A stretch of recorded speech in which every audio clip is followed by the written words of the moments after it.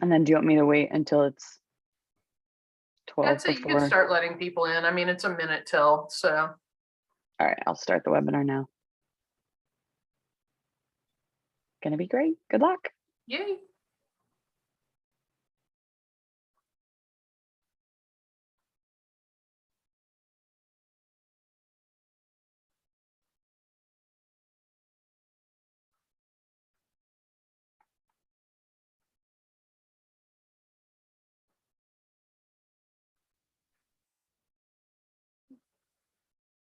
Okay, so while we're waiting, everyone, welcome to the Smithsonian Environmental Research Center. For the sake of the recording, I'm going to suggest that if you're just now watching this, that you go ahead and in your alcohol or in your kits, you should have some alcohol. It works best if we can refrigerate that, put it in a freezer, or put it outside if it's kind of cool. So take just a moment while we're waiting for folks to come in and do that if you can. If you can't, that's fine. It's not required, but it does work better for our experiment if the alcohol is cold. Now we do have live Spanish interpretation. You can click on the globe button at the bottom of the screen. And for Spanish captions, we're going to put a link in the chat so that you can access those.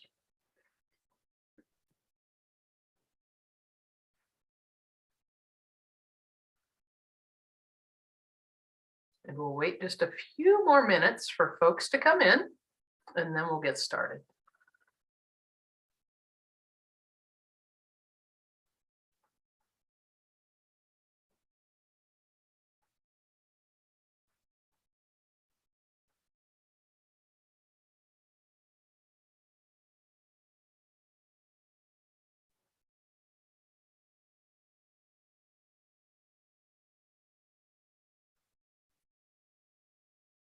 And Sarah, we'll give about 5 minutes until we start. And even if we don't have attendees coming in, that's fine. We'll still record this because we know a lot of classrooms and schools will be using this asynchronously or at another time.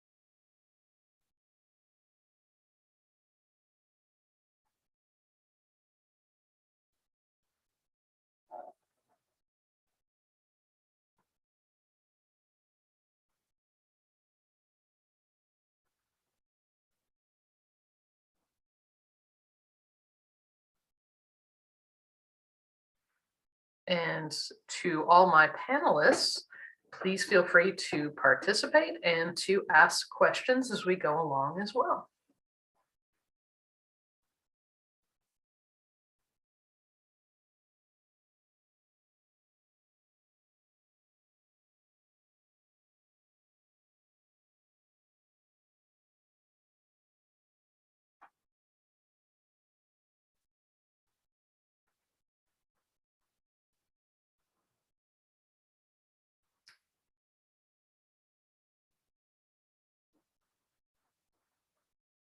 And if you can, please, Emily, go ahead and post the caption information again one more time, just so that we have that in the chat.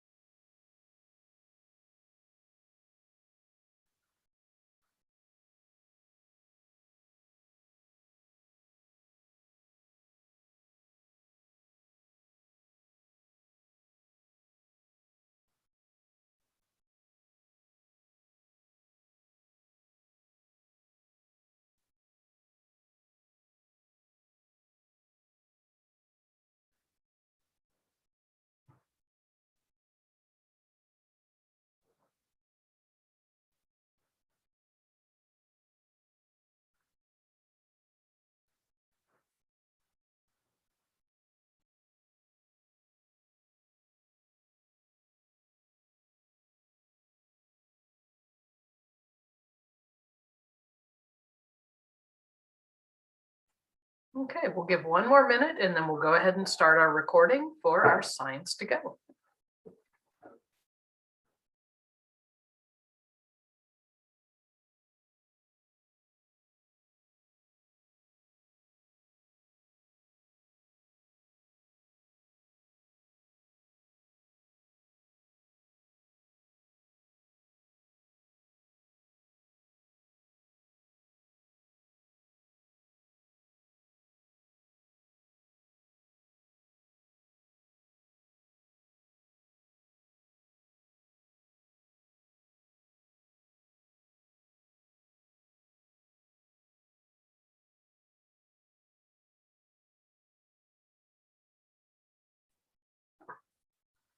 Okay, so hi everyone, my name is Karen. I'm the head of education at the Smithsonian Environmental Research Center, also known as SERC.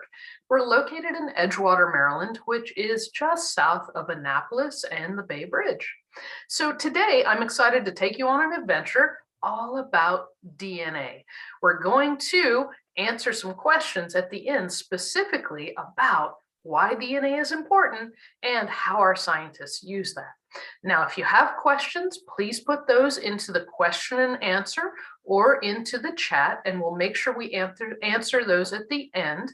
And then there is also Spanish language interpretation available for this, which the link for that is in the chat. So let's just jump into our activity. Now, you should have your science kits ready to go, and our kits, like I said, are all about DNA. Now, DNA is in all of our cells, and the nice thing is it can give us clues about what's happening in the world around us, and that's what we're going to be learning about today. So to get started, we're going to introduce you to our scientists, Dr. Katrina Lohan and Dr. Sarah Ginu-Wolfson, who will be joining us in just a little bit to talk all about their research that they do in the labs, studying parasites and using DNA. So with that, let's watch a short introduction video.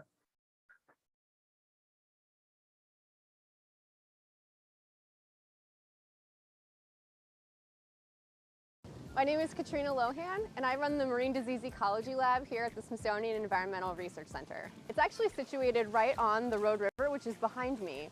And most people who study marine biology study organisms that you can readily see by just snorkeling around, or if you take a big trawl and scoop them up. But in my lab, we study things that are really hard to see. We actually study parasites. And most of them are microscopic, which means they're super small, and we need either a microscope to be able to see them, or we use a different technique to study them. In that case, we use their DNA to learn about them. So right now you might be thinking, ew, parasites, that's so gross. But I'm here to tell you that parasites are actually incredibly important for every ecosystem. They're involved in food web dynamics, they're involved in competition between animals, they're actually everywhere, all around you, and vitally important to all of the services that those ecosystems provide to us. So one of the ways that we study parasites is actually by looking for larger animals and then trying to either look inside that organism to try to find the parasite, or in some cases, we look at the organism's poop. And from the animal's poop, we can actually learn about the parasites that are infecting them, and even what they're eating to become infected with those parasites in the first place. So one of the animals that we study is the North American river otter. Its scientific name is Lontra canadensis. And they occur in lots of different waterways, all the way from freshwater out to saltwater. And one of the ways that we're able to study them is actually really cool. So river otters are what we call semi-aquatic mammals, which means they're equally as comfortable on land as they are in water. But they come up on land for very specific purposes. Basically, they have poop parties. And they have these poop parties in the same location over and over and over again. We also call them latrines. So what we can do is we can set up cameras that are motion sensor, so that every time an otter comes up and tricks the camera, we get images of the behavior that it's exhibiting. We can learn about the things that they're eating because we can clearly see them. And we can learn about how often they come back to the same latrine over and over again. In these same locations where they party, they also poop, which is why we call them poop parties. And in this case, their poop it's really important for communication between otters that are living in the same area. So we can actually collect that poop, which we also refer to as scat.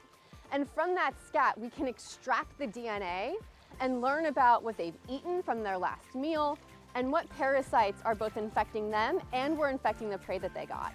So across the Chesapeake Bay, there are areas where there are a lot of people who live really close together and other areas where there's a lot less people and they're spread out a lot more. So one of the things that we're looking at with a recent grant, we're using as a sentinel animal to tell us about public health issues in a certain area. And we're using their parasites to understand what zoonotic parasites, or those that can infect people and animals, are present across the different tributaries of the Chesapeake Bay.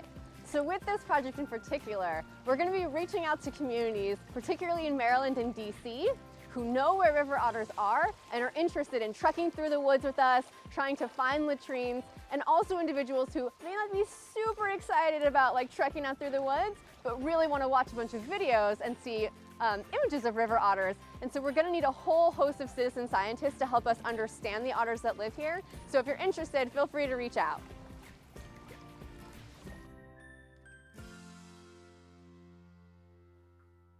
All right, well, that was a really nice introduction to Katrina and what she does in her lab, along with Sarah. So we're going to get to meet Sarah in just a minute. But before we get to that, we're going to actually do our experiment. And I know there were a lot of big words that Katrina used in her video and terms that you might not be familiar with, but we're going to get to those. And we're in particular going to explain what a parasite is and what DNA is and why it's so important. Now, before we get going, we need to push up our sleeves so they don't get wet, because we are going to be using some water and some alcohol.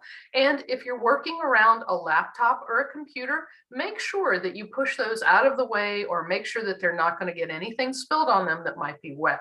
All right. So remember, if you get behind, you can always use the instructions that are on the written booklet in your kit. And this video will be recorded for later, so you can watch it, stop it, slow it down, and use it the way that you need to. So with that being said, let's look at what's in your kit. Now, in your bag, you should have some very important things like applesauce, a coffee filter, a little cup, some salt and a toothpick, and a Ziploc baggie, as well as some shampoo. Now, you will need a little bit of water for this, enough for a teaspoon. So if you don't have water, take just a moment to go get a small cup of water so that you can use that for our experiment. Now, while you're getting that cup of water, you can still listen to what we're going to be talking about, because we're going to need to set up our experiment and let it run for a little bit while we meet our scientist, and then we'll come back and look at the results and see what happened with our materials. Now, our goal today is to extract DNA from the cells in our applesauce, because remember, apples, just like all living things, are made of cells, and inside those cells is something called DNA. And that DNA is like a blueprint that tells our bodies and our cells inside of our bodies what to do, where to go, and how to build up our bodies and what they should be doing. And so normally you need a microscope to see DNA because it's really, really tiny. But in this experiment, we're going to unpack the DNA in a whole bunch of apple cells so that we can actually see it with our eyes, and you can see it. Actually put it on the end of a toothpick, which is going to be pretty neat. We're going to use the shampoo and salt to help do this, to get that DNA out of those cells. So with that being said, it's time to get our materials and set up our experiment. So Riley, our hand model, will be showing us what we should be doing to do this, and I'll walk us through it. So what you see on your screen is the materials that you have for your science kit.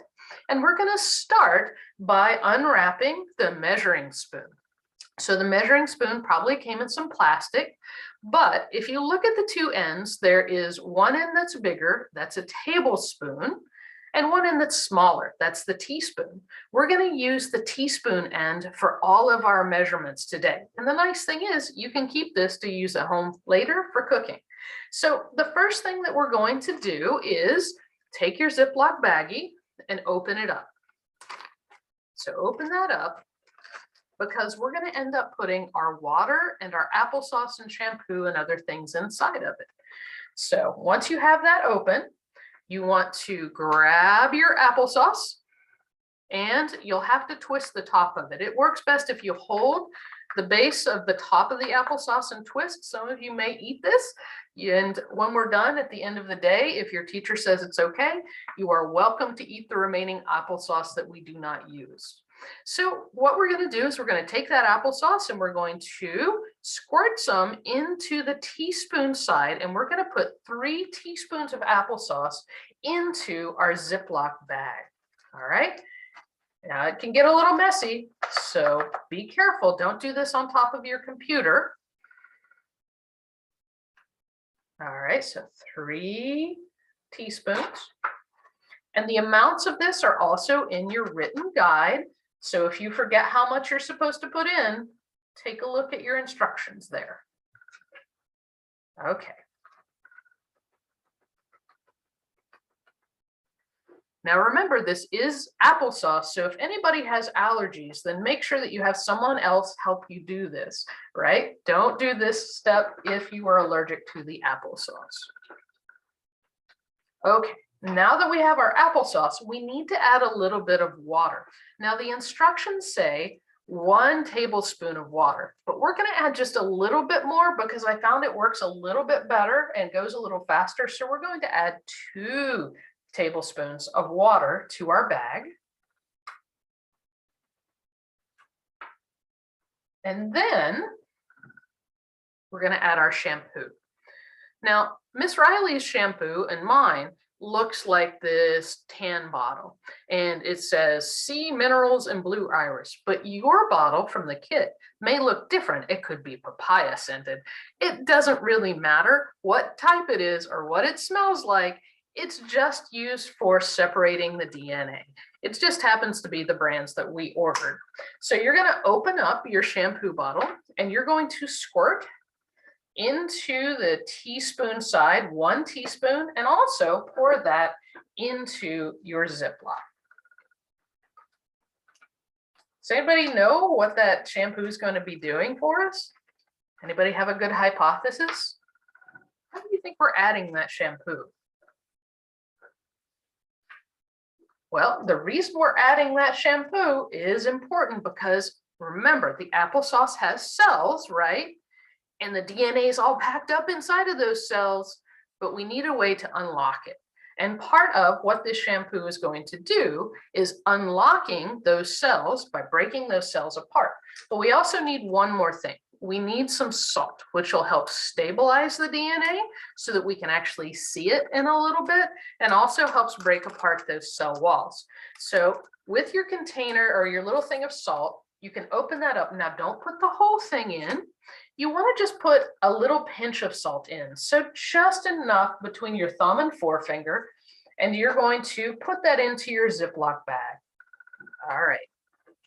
So just a little bit. Now, when you're done, you're going to close up your bag, seal it tightly, make sure you hear the little clicks to know that it's sealed up.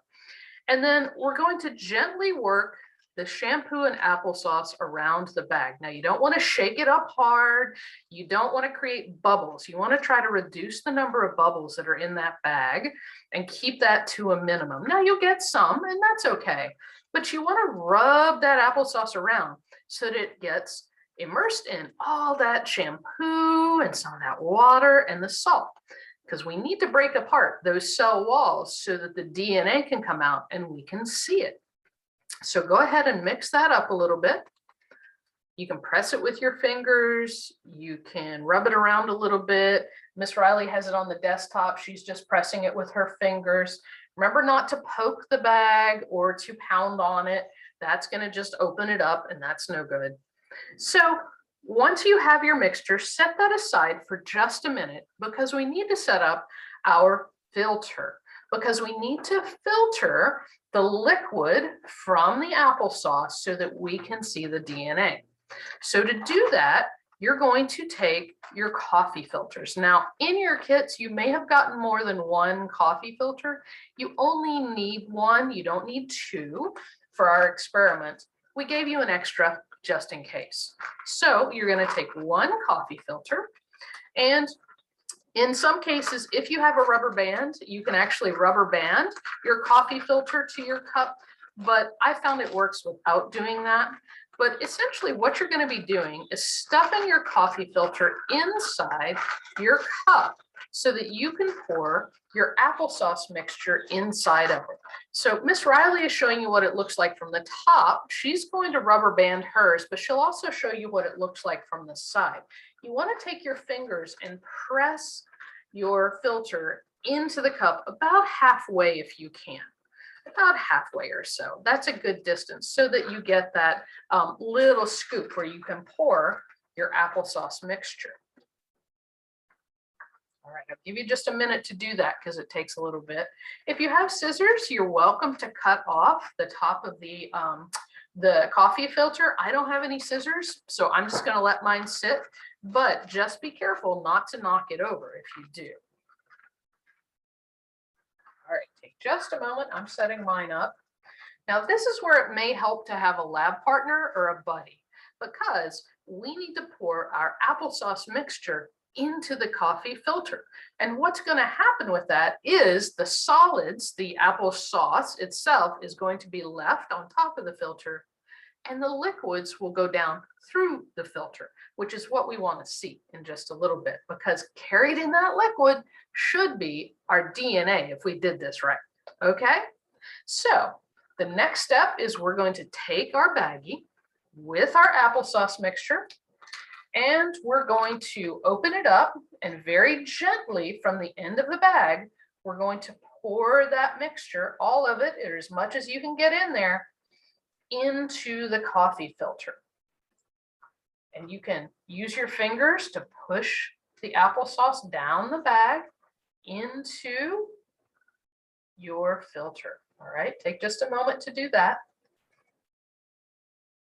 Mine smells good. It smells like Blue Irish shampoo. And when you're done with that, we don't need the baggie anymore. So go ahead and just seal that up so it doesn't make a mess, and set that aside. We're also going to set aside our cup with the coffee filter and applesauce, and we're just going to let that sit for a little bit, because we need to let that take a little bit of time so the applesauce can filter through that paper. So make sure that you put it to the side, know where you're going to bump it, and then we're going to do something fun, and we're going to meet Dr. Sarah, because she's going to explain all about the types of research that they do with DNA here at the Smithsonian Environmental Research Center. All right, hey Sarah, can you tell us some more about what you do? Hey Karen, sorry, I'm unable to start my video. Okay. You want to take just a moment and see if that'll work? If not, we can do some audio for sure. Okay, there we go. Or you could share your screen if you want to share your screen and just show us a parasite. Oh, there you are. Haha. Good. Yay. Yay, we got it. Yeah, thanks so much for having me. This is so fun. I'm doing it along with you with my homemade little DNA extraction kit.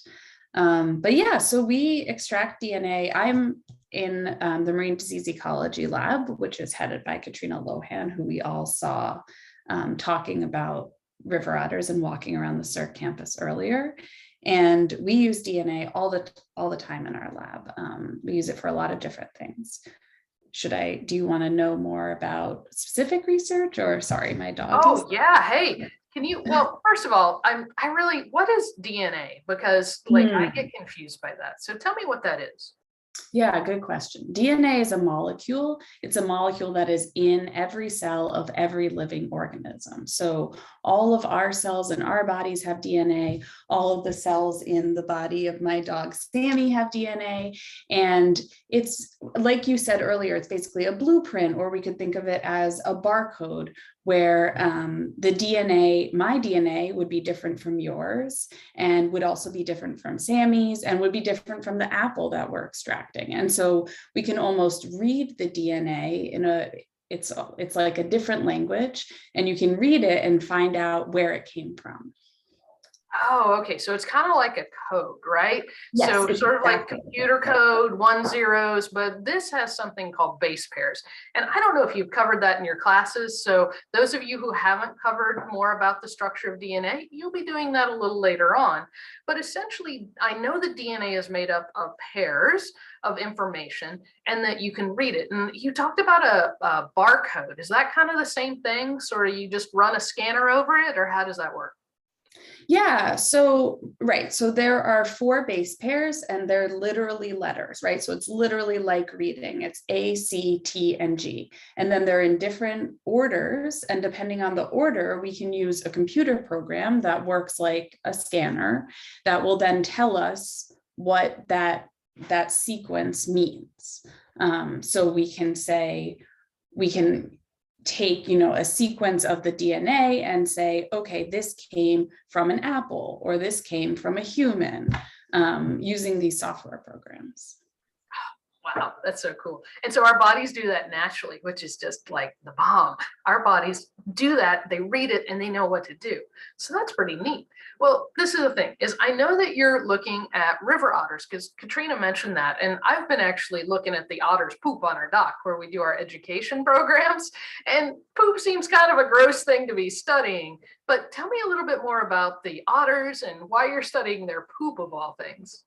Yeah. Poop is gross, but it is also very informative. It tells us a lot about these otters.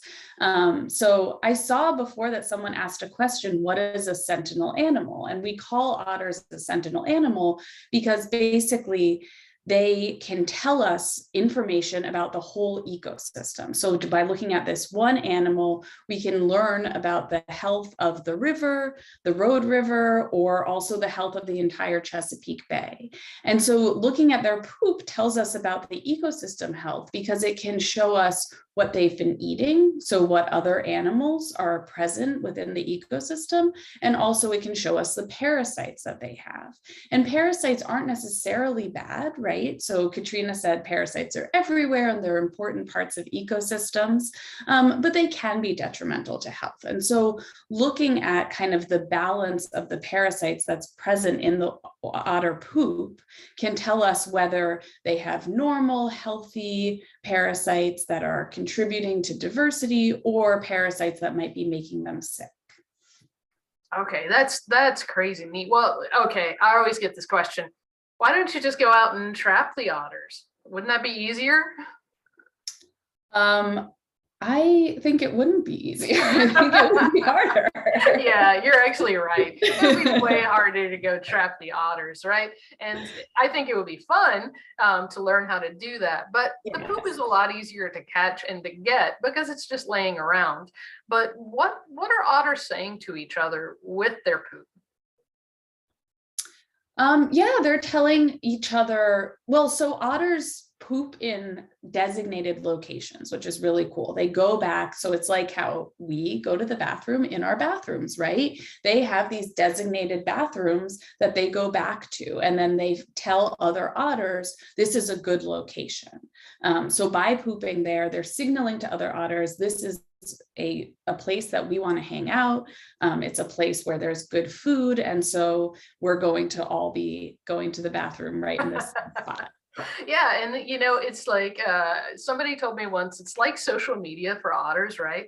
And so they can't communicate on social media apps, and so instead they communicate through the smells in their poop, which sounds kind of gross, but hey, that's one way to do it, right? So the poo can tell you it's a male, it's a female, if they're healthy, if they're not, if there's 3 or 4 males or 1 female. And so it's kind of neat that they have all this information that they can share just in their scat. And that's kind of what you're doing with the DNA is you're trying to figure out information from that scat, right?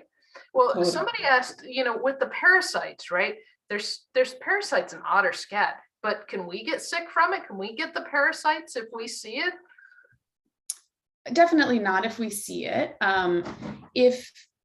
So there are such things that we call them zoonotic diseases. And you might have heard of like bird flu or swine flu. Those are examples of diseases that a non-human animal can get and pass to a human. So otters can get those. It's not, the majority of the parasites that they get are not interested in us at all, but you're also not going to get it from the otter by just looking at their poop or probably even touching it. So you'd really have to be interacting with it for an extended period of time, which no one other than scientists are doing. And that's why we wear gloves and masks and things like that. Well, let me ask you this, is I don't have in my mind a really clear picture of parasites. Like I've seen worms, right? And I know what the worms are, but do you have any pictures you can share of some of those parasites? I do. I have pictures of parasites that we found. So these are tiny, right? These are images that were taken with a microscope. And these are all parasites that were found specifically within otter scat. So here, these are some nematode larvae, and nematodes are like little tiny microscopic worms. We also can find eggs of nematodes. So these are the same kind of worm, but just their eggs. And we can find, so these are the adult nematodes. So here you can really see it almost looks like an earthworm here. And these are found inside the otter intestines and then in their poop. And here are some other pictures of eggs. And then we can even look at, and so this is partially why we use DNA, right? Because all of these things are microscopic. So it's really hard and time intensive to go through and look for all of them under a microscope. And using the DNA makes it a lot faster. So we can also find other things like Cryptosporidium, which is a even smaller parasite. So it's something that you need a special microscope and special staining to look for. And so by using the DNA, we can kind of make it easier by just saying, okay, let's use those barcodes, right? Use our scanner and sequence all of the parasites that are present within a sample instead of having to pick them out. Ah, okay, that's really neat. So for those of you who are just joining us, welcome. We're talking about parasites in otter scat and how our scientists like Miss Sarah are using DNA to figure out what animals like river otters are eating.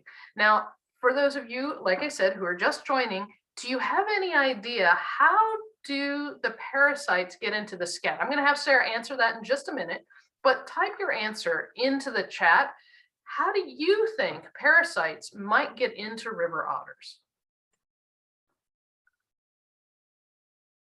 What do you think? Any ideas?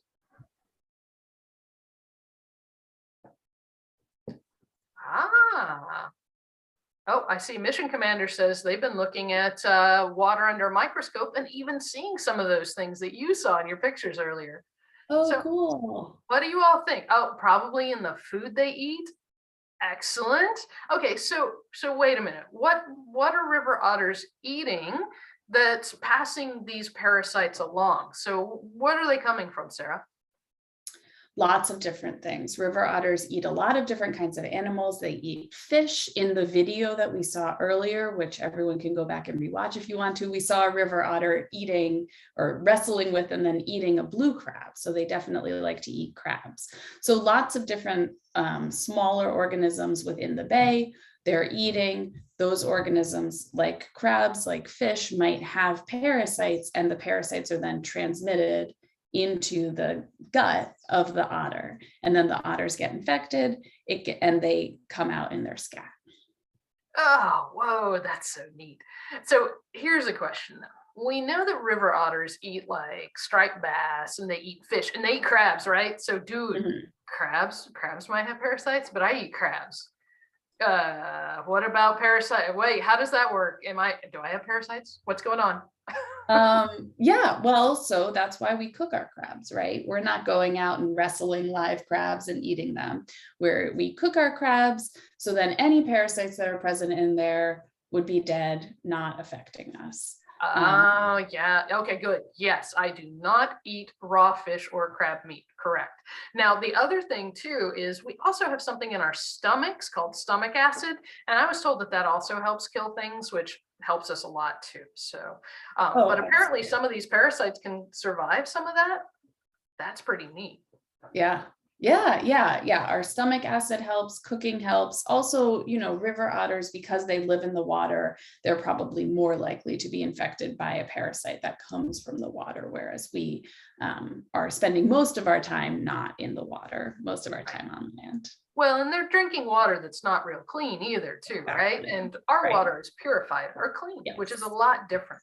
But parasites are so interesting. They can tell us so much. Now, are parasites in other types of animals besides fish? Where else can you find parasites? Yeah, all animals have parasites, every animal. So, yeah, in the bay, like shrimps and snails and things, or what? Shrimps definitely have them, snails. In our lab, we actually have a project where we go out and find these teensy tiny little snails. They're like as big as a sesame seed. And then we look at them under a microscope, and often they're full of parasites. It's really fun. I think that's amazing. You get paid to look at parasites. What a fun job. It is. So, hey, our experiment's been going for a little bit, so let's take a look at that and see where we are with our experiment. And I'm going to turn off my filter so that we can see. So go ahead, everyone, take your little cups with your coffee filter and your applesauce. Take a look at that, and what do you notice? What do you see has happened? In the chat, tell me what you're observing. What are you seeing? What are you observing? And Riley is showing us hers. It's kind of hard to hold to the side. Oh, it looks like you've got some liquid there, right? Do you have some liquid? Mine has some liquid at the bottom. Does yours look like that? Yeah, so the bottom is liquidy and the top has more of those solids. And that's exactly what we want to see, because hopefully what we've done is we separated out the water that has the DNA, because remember, DNA is super small and it's gone through the holes in the coffee filter with the water. And we're going to see if we can actually find that DNA. So you're going to take your coffee filter and you can pull it up and make a little twist so that the applesauce doesn't come out. And you can put that aside. And if you want to put it in your Ziploc baggie, we're done with the applesauce in the filter. So you can put that aside because we don't need that anymore. We just need the liquid. Now be sure not to stir up the liquid too much. You just want to let that sit on your desk. And this is where we need to use our bottle of alcohol. Now remember, it works best if it's chilled or iced, but it doesn't have to be. It's still going to work. But this is the really tricky part of the experiment, because we're going to need to pour our alcohol down the side of the glass. And so I'm going to demonstrate that for you. So just watch what I do first, and then we will do it, have you do it in your classrooms. Now, this is important. You don't want to just plop your alcohol down into the liquid because it'll just mix everything up. You want to create nice, clear layers because the alcohol is going to float to the top and the applesauce mixture is going to be on the bottom. And hopefully we will be able to see the DNA in the layers in between. So we need to create layers. Now, watch what I'm going to do. I'm going to take my alcohol container. I'm going to rest the lip on the side, and I'm going to slowly pour alcohol down the side of the container. You can start to see some layers forming. And you can use about half your container, maybe a little less. but you want to have two nice clear layers. All right. And if you need to keep the cup steady, leave it on your desk. You don't have to hold it in your hands. You can hold it on the desk with your fingers and then gently pour that DNA, or I'm sorry, the alcohol in. Now, what I want you to do is I want you to look at the cup from the side. Look at the cup from the side. Now, what do you think the DNA is going to look like? Is it going to be chunky? Is it going to be strandy? Is it going to be what texture? What do you think it's going to look like? Because we need to see if we can see it, right? What are we looking for? All right. Well, what you should be looking for is a layer of what almost looks like fuzz. It looks kind of fuzzy, but those are actually hundreds and hundreds of strands of DNA. Now, normally we can't see those with our eyeballs, but because we have lots and lots and lots of apple cells here that have been broken open, that DNA is being consolidated or put all together so that we can actually see it with our eyeballs. Now, this is the thing.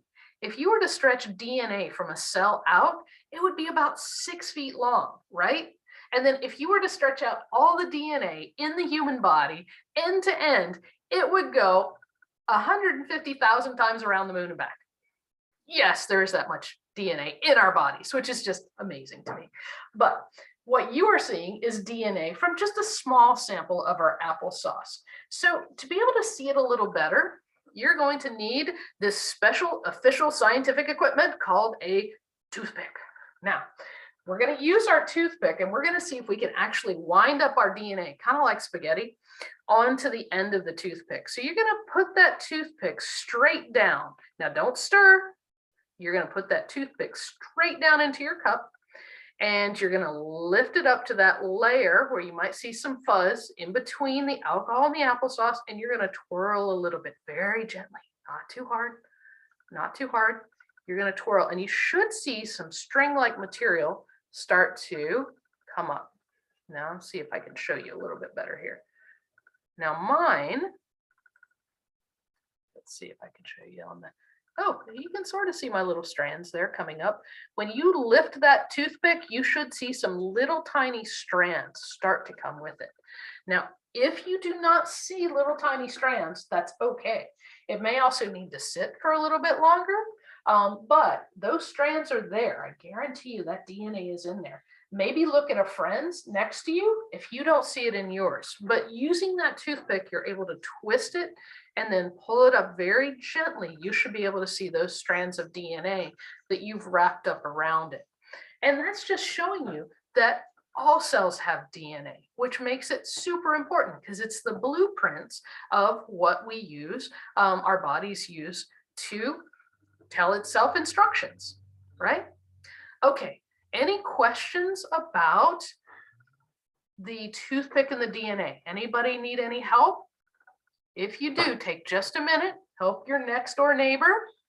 Take a moment, see if you can get that DNA wrapped around. And in just a minute, we're going to take some questions and we're going to talk to Sarah just a little bit more about DNA and her research. Okay, now when you're done, you can set your cup aside and all of this is safe to pour down the sink, but don't drink it. You can, if your teacher says it's okay and you're not allergic, you can finish up the applesauce that's in your container and you can keep the other materials that are in your science kit too. All right, so with that said, Sarah, I'm going to bring it back to you because we just saw all these strands of DNA, right? Do all cells have DNA? Yeah, all cells, all animals, all plants, all fungi, bacteria, they all have DNA. Okay. And Rocks don't? no, rocks don't. Unless they have some moss growing on them, maybe. Good call. Excellent. All right. So when you're looking at river otters and their scat, what's some information that you're looking for from that DNA? Like, what does it tell you? Yeah, so it tells us what the river otters have been eating. So we can look at the DNA and see if there's blue crab in the scat, if there's fish, what kind of fish. So that can tell us about the health of the entire ecosystem. So like, you know, with it, we're extracting the DNA from this applesauce. Applesauce is something we eat. So in theory, we could find out that we were eating applesauce. So it's the same kind of idea with the otters, except obviously otters don't eat applesauce. Well, I don't know. I said otter Maybe they applesauce. would if they had the opportunity. And I know that's part of the experiment too, is, you know, I've been trying to read some research on what otters eat. And there's a lot of information because river otters are found all over North America, but there's not a lot of information around the Chesapeake Bay. And I've seen some clues from our videos, but I think it's kind of neat that we're trying to put this whole like diet together of what otters eat from the DNA. That's super cool. Totally, yeah. So the other thing is too, like sometimes I know that you can find fish scales and things in the scat, but not all creatures leave behind clues like the fish scales and like the bones, right? So that DNA might tell us something we're missing.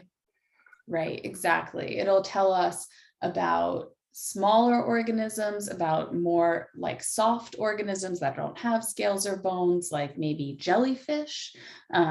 So there's a lot that we can learn by using the DNA that we couldn't just learn by looking at the scat physically. Oh, so cool. All right. Hey, I've got a question for you. Yeah. Why did you become a scientist studying parasites, right? All right. And what's your favorite part about being a scientist?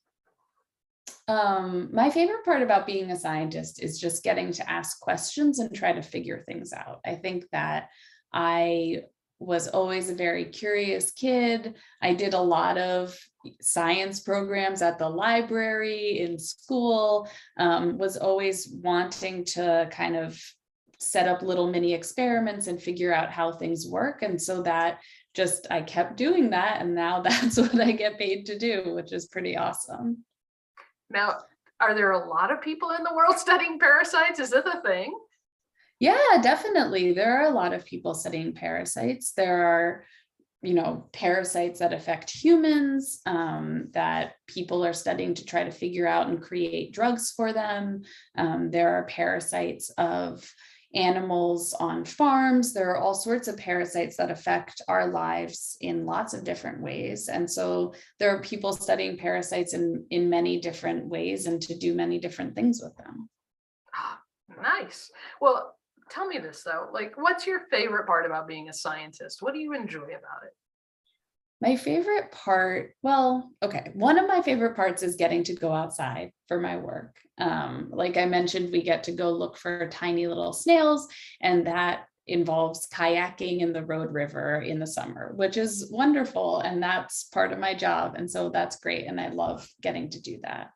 And I would say my other favorite part of being a scientist is just being able to follow my curiosity. So if I'm wondering something, I can try to set up an experiment to try to figure it out. And so just getting every day to think about all of the questions that I have, questions about the world, about parasites in particular, about the ocean, and I get to ask those questions and try to figure out answers. And so that's so fun for me.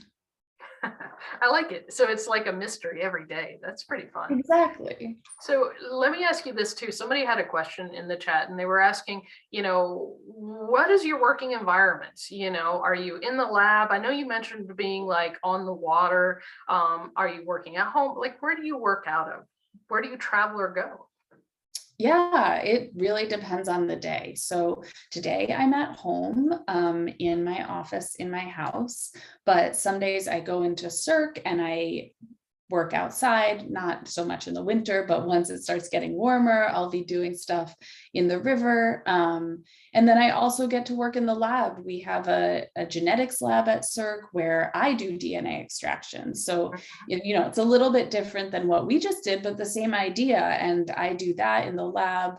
And I also get to work with other people at Cirque. So there are a lot of different scientists and we get to have meetings and go to conferences, which is great.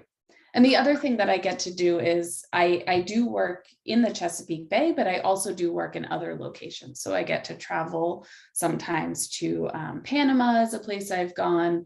I'm hopefully going to go to Belize in a few months to get to do some research there. So that's another great part about being, especially a marine biologist, is that often you get to travel to cool locations. Okay, wait, whoa, hold that. Wait, you're a marine biologist? I thought marine biologists only studied whales. Marine biologists study everything in the ocean. So I don't study whales. Some people do. Personally, I think that other animals like otters and oysters and crabs are a little more exciting, but that's just me. Whales are cool too. Yeah. And So even parasites. Yeah, and parasites. Cool. So, hey, I do have another question too. Somebody asked about DNA and dinosaur bones. Do you know about how they use DNA for things like dinosaurs?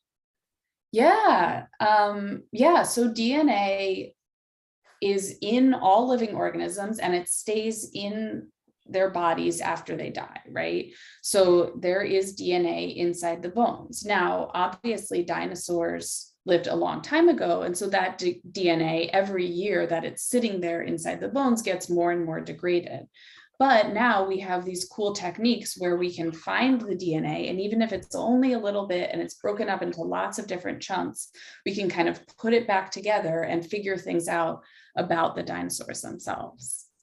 Oh, okay. So this is very Jurassic Parky from like that video, right? But maybe not quite like that, right? Right. But what about things like those kits you get, right? That you send in a sample of your DNA. What's that about? Yeah, so there it's doing the same thing. It's sequencing your DNA, right? So it's not sequencing what you've eaten or your parasites, but it's just your DNA. And that tells you a lot of information about where your ancestors were from, what genetic diseases you might have. So all of that code is unique to you and can tell us unique things about ourselves. All right. And, I did have another question for you.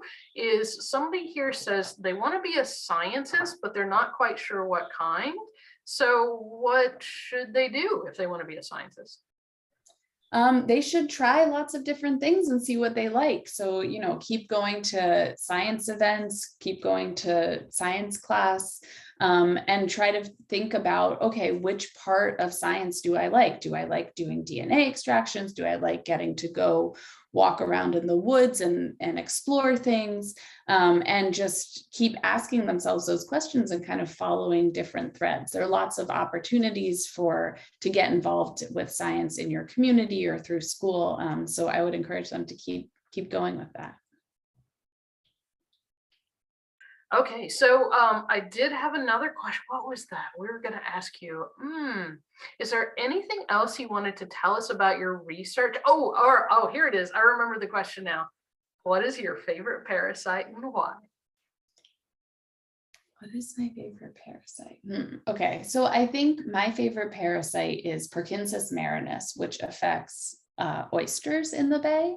It's also called dermo disease, and I like it just mostly because I study it, but also because we can stain it with iodine, and the cell, it looks like a little ball, and then the cells turn black.